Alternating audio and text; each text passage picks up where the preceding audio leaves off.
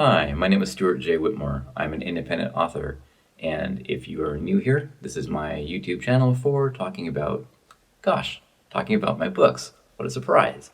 Not news and updates, but background stories, maybe character profiles. Maybe I'll talk about my thoughts about map drawing or all kinds of things.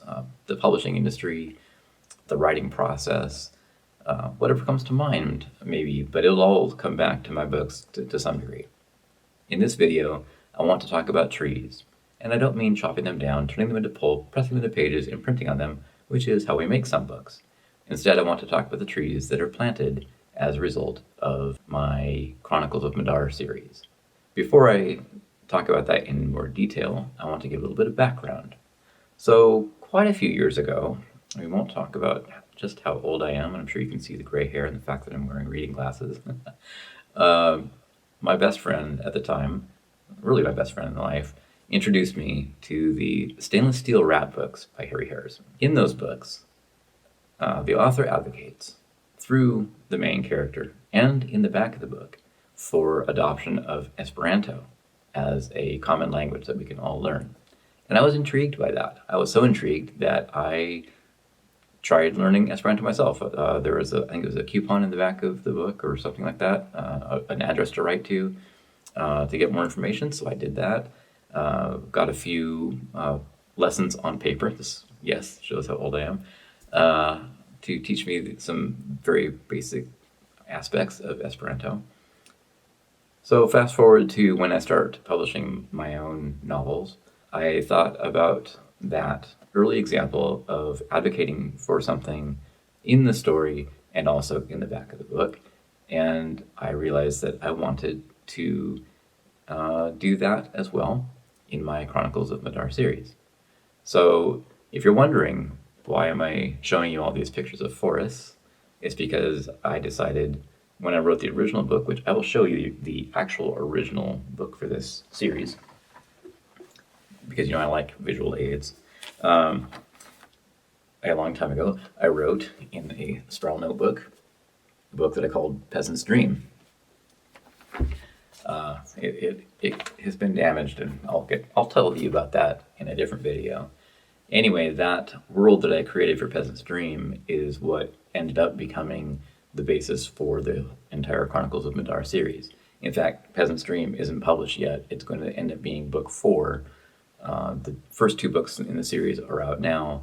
The third book in the series will be out soon. Sure it will. I'm trying. Anyway, going back on topic of the trees, in that original story, I introduced the idea of the forest really as a term to represent all of nature, all natural things, and how things are all connected.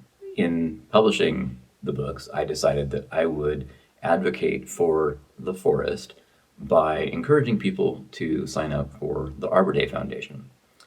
This is an organization that plants trees, of course, and when you become a member, they will oftentimes offer to plant trees, a certain number of trees for each year that you renew. So it's a way to directly increase the number of trees in the world. One of the things that you can do through the Arbor Day Foundation, which does not require being a member, is you can have trees planted by them in memory or in honor of someone.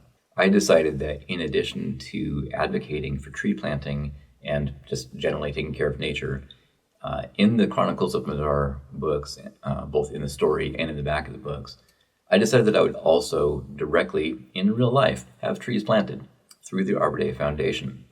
So my way of doing that is each time a book is released, I have 10 trees planted by them in honor of the person to whom the book is dedicated. So I'll show you the books that are on the market already.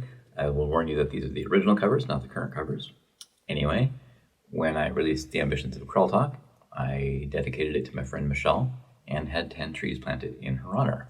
When I released The Wanderings of Joram, I dedicated it to my friend Mackenzie, and I had 10 trees planted in her honor.